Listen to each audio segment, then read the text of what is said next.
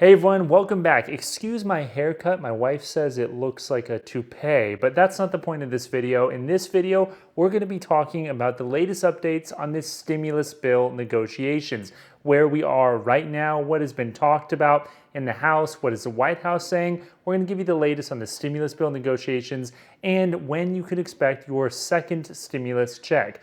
Now, with that being said, my name is Kevin Conway. If you're new here, be sure to subscribe. And for everybody, be sure to just give this video a quick like and share it with whoever you think it might benefit. Now, let's get right into it. The White House just put forward the newest stimulus bill negotiation at $1.9 trillion.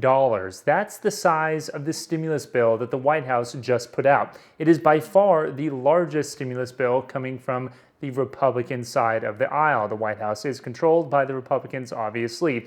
And that $1.9 trillion actually doesn't seem to be good enough for the Democrats to sign off on it. Now, for those who remember, the Democrats passed a few weeks ago in the House of Representatives a $2.2 trillion stimulus bill. So while this is only $300 billion apart from one another, 1.9 versus 2.2, there are a few small, but seemingly, at least to the Democrats, important points where they won't sign off on this new Republican proposal. Now, what's interesting is that we actually don't have a disagreement on some of the more fundamental issues that we had disagreements on a few weeks ago. That is, both parties, the Republicans and the Democrats, support explicitly another round of $1,200 stimulus checks given out on roughly the same eligibility as last time. That is, if you make 75 grand or less as an individual or $150,000 or less as a married couple, you'll get that full stimulus check with a few other caveats carved out from that. But that's by and large what they already both agreed to. That wasn't agreed to a few weeks ago.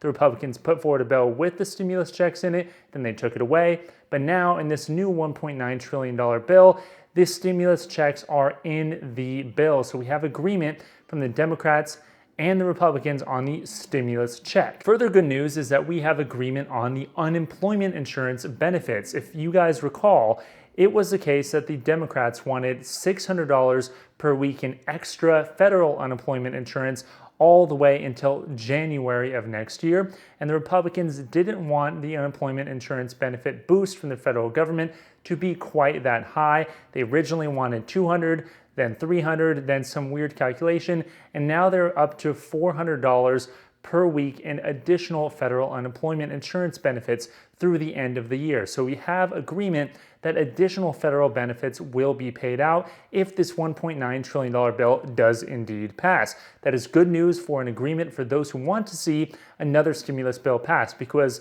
the two biggest things that were up in the air are now resolved. That is the stimulus checks and the unemployment insurance benefits. Before we move along, be sure to let me know in the comments below what you think of the latest round of stimulus bill negotiations and what you would like to see in the newest bill. Another point of former disagreement, which isn't actually a point of disagreement any longer, is the state and local government aid. Both sides have agreed to actually provide some level of money for state and local governments. The Republicans had originally said they don't want any state and local governments. They don't want to bail out the so-called poorly run blue states, but now they've come around and they said, okay, we had $250 billion in our last bill, now we have $300 billion, and they've brought it back up. The Democrats originally wanted $900 billion, but they've ratcheted that down to around 400 and change. So it looks like they're pretty much in agreement on the state and local government aid portion of this bill, and that issue is out of the way. So for those of you following along, you may be thinking, okay, those are the main issues that plagued us before, so why don't we have an agreement from the Democrats on this Republican proposed bill of $1.9 trillion? It's almost the same size as what the Democrats proposed in $2.2 trillion. Yes, it has some detractors, but those are mainly on the Republican side of the aisle who are worried about blowing out the deficit. But the Democrats and the Republicans seem to be, at least on paper, not really in disagreement on a whole lot. Well, you would think so, but here's actually how it boils down. Democrat Speaker of the House Nancy Pelosi has come out and said, even though the Republicans put forward this newer, higher, more expensive bill at $1.9 trillion with seemingly all of the things that they wanted to agree on, they don't quite have everything yet. And in fact, they are at an impasse. Now, the impasse really, I mean, if I'm going to be honest, doesn't seem like an impasse, more like a small quirk in a few different lines of the bill where they need to agree on.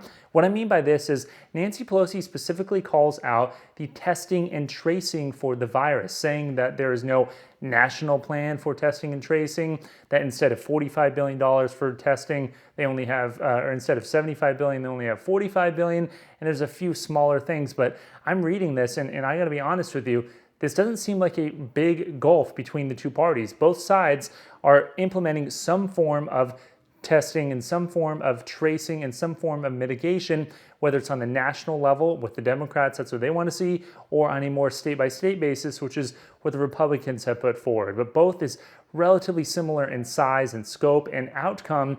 And to me, it doesn't really seem like a big disagreement, but it's called out by Nancy Pelosi as one of the reasons why she doesn't want to sign this bill. Now, if I'm giving my honest take here, I am putting on my cynical hat and I'm saying, okay, look, this is political theater. We're a few weeks from the election. So really, I think this is just a bet, a strategic bet by Nancy Pelosi that if she holds out or delays or even asks for more and gets what she wants, it'll benefit her and her party more than Trump and his Republicans, because she's looking at the polls and they look really, really good for Democrats. Take a look here on Real Clear Politics. This is an aggregator of a whole lot of different polls, so it's not just skewed in one direction. It takes averages of basically all the major polls out there.